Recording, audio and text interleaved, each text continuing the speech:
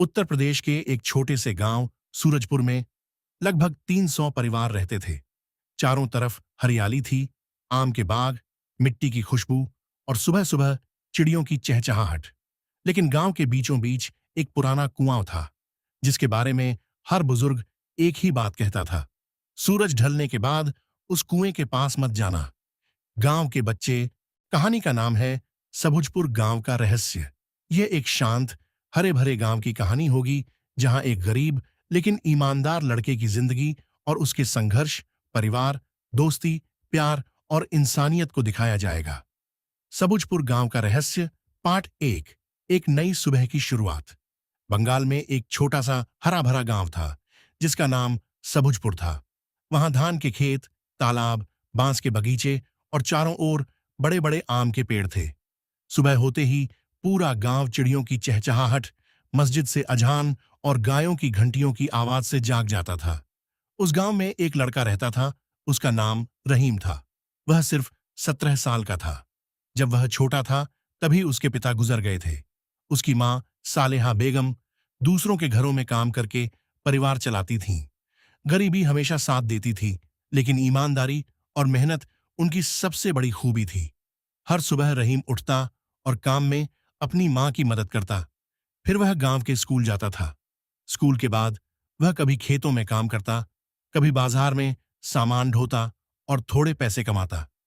उसका सपना था कि एक दिन बड़ा होकर अपनी माँ की सारी परेशानियां दूर कर दे। गांव में हर कोई रहीम से प्यार करता था, क्योंकि वह कभी झूठ नहीं बोलता था, कभी किसी को नुकसान नहीं पहुंचाता था और किसी भी खतरे में सबसे पहले उसकी मदद करता था। एक दोपहर स्कूल से लौटते समय रहीम गांव के पास एक पुराने बरगद के पेड़ के नीचे से गुजर रहा था। अचानक उसने एक पुराना लकड़ी का बक्सा देखा, जो आधा जमीन में दबा हुआ था। बक्सा ऐसा लग रहा था जैसे उसे कई सालों से छुआ तक न गया हो। रहीम ने बक्सा उठाया और घर ले आया। उसकी मां ने कहा, बिना जाने कुछ खोलना ठीक नहीं है। पहले गांव के सबसे बूढ़े आदमी अंकल करीम से बात करो। अगली सुबह रहीम बक्सा लेकर अंकल करीम के पास गया। बक्सा देखकर अंकल करीम का चेहरा बदल गया। वह थोड़ी देर चुप रहा और बोला, रहीम, मैंने इस बक्से के बारे में अपने दादाजी से बचपन में सुना था। कहा जाता है कि इस बक्से के अंदर एक ऐसा राज है जो सबुजपुर गांव का इतिहास कई सालों तक बदल सकता है। रहीम हैरानी से बॉक्स को देखता रहा। उसके मन में जिज्ञासा और डर एक साथ काम करने लगे। उसे क्या पता था कि यह छोटी सी खोज उसे एक ऐसे एडवेंचर पर ले जाएगी जो उसकी जिंदगी हमेशा के लिए बदल देगी। रहीम घर लौटा और अपनी मां को सब कुछ बताया। उसकी मां ने परेशान होकर कहा, रहीम, अनजान चीजों में हाथ मत डालना। लेकिन रहीम की आंखें मजबूत थीं। उसने कहा, मां, मैं ध्यान रखूंगा, लेकिन अगर इस डिब्बे में हमारे गांव का इतिहास है तो मैं जानना चाहता हूं। उस रात रहीम सो नहीं सका। वह डिब्बे के बारे में सोचता रहा। आखिर में उसने करीम चाचा की सलाह मानने का फैसला किया। अगली सुबह वह फिर करीम चाचा के घर गया। करीम चाचा ने डिब्बा देखा और गहरी सांस लेकर कहा, कहते हैं कि यह डिब्बा कभी गांव के जमींदार का था, लेकिन यह कई साल पहले खो गया था। किसी को पक्का नहीं पता कि अंदर क्या है। रहीम ने धीरे से कहा, तो क्या मैं इसे खोलूं?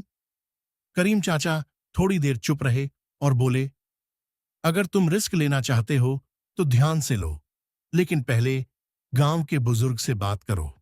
उनकी सलाह के बिना ऐसा कुछ मत करना। रहीम ने सिर हिलाकर हां कर दी, लेकिन उसकी आंखों में एक पक्का इरादा चमक रहा था, सीक्रेट मैप की खोज। अगली सुबह रहीम गांव के मुंशी साहब के घर गया। सब कुछ सुनने के बाद मुंशी साहब थोड़ी देर चुप रहे। फिर उन्होंने कहा, मैंने बचपन में इस बॉक्स के बारे में सुना था, लेकिन मैंने यह भी सुना था कि बॉक्स को सिर्फ ताकत से ही नहीं, बल्कि समझदारी से भी खोलना होता है। चाचा करीम, मुंशी साहब और रहीम ने मिलकर बॉक्स को ध्यान से देखना शुरू किया। अचानक मुंशी साहब ने देखा कि बॉक्स के एक तरफ कुछ अजीब डिजाइन बने हुए थे। जैसे ही उन्होंने धीरे से डिजाइन पर हाथ फेरा, एक छोटा छिपा हुआ बटन दब गया। एक हल्की आवाज आई। धीरे धीरे बॉक्स का ढक्कन खुल गया। अंदर कोई सोना या रत्न नहीं था। एक पुराने कपड़े में लिपटा हुआ कागज का टुकड़ा, एक तांबे का सिक्का और एक चिट्ठी थी। रहीम ने ध्यान से चिट्ठी खोली और पढ़ना शुरू किया।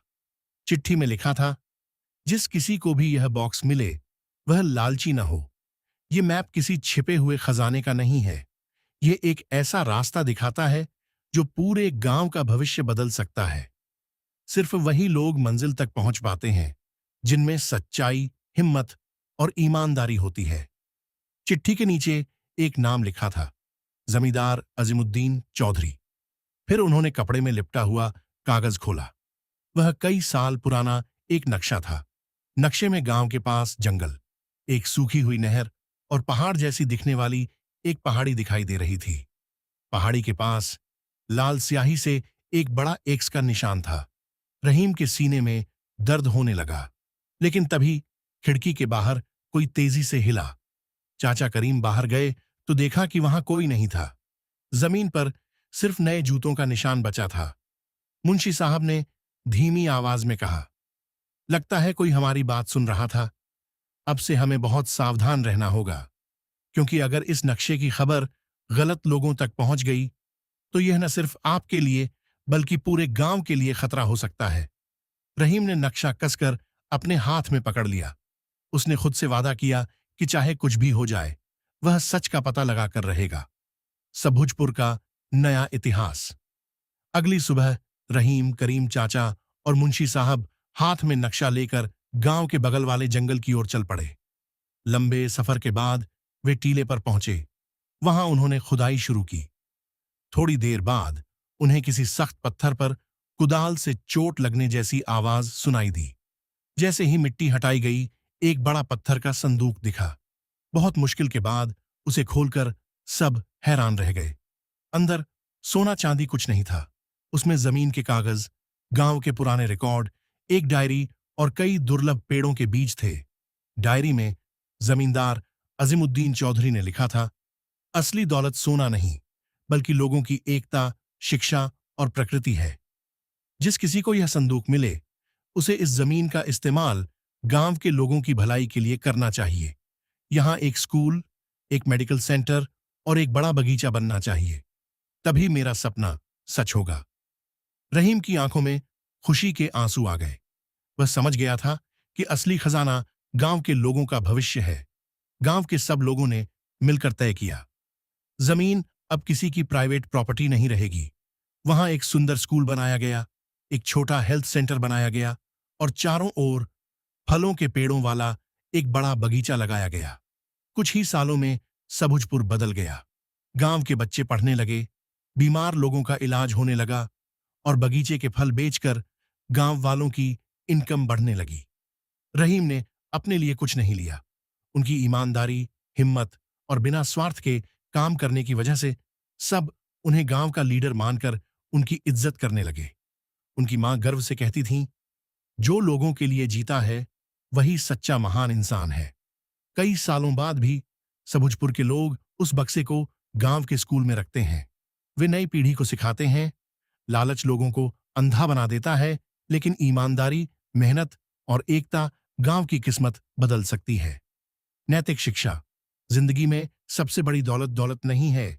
ईमानदारी, पढ़ाई, मेहनत और लोगों की भलाई के लिए काम करने का मन ही इंसान को सच में महान बनाता है।